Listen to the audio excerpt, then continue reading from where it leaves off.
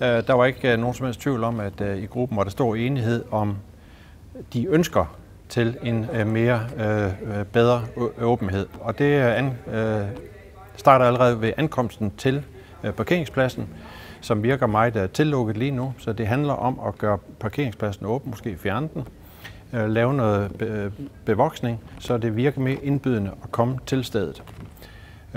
Næste step er så ankomsten til bygningen, hvor der skal være en betydeligt bedre oversigt over, hvor skal jeg gå hen, når det er fodbold, hvor skal jeg gå hen, når det er badminton, hvilken dør skal jeg det hele taget gå ind i. Så der er et berømt ord, der hedder nudging, altså en skilteoversigt, så jeg ved, hvor jeg skal gå hen. Og det har meget at gøre med, hvis man kommer som ny idrætsudøver eller kommer som tilflytter til byen, at man er tryg fra allerførste færd.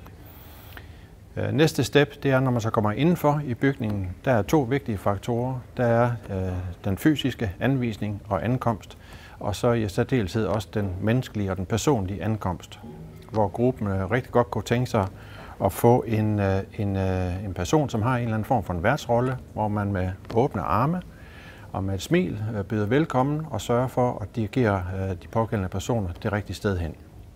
Så i bund og grund handler det om åbenhed,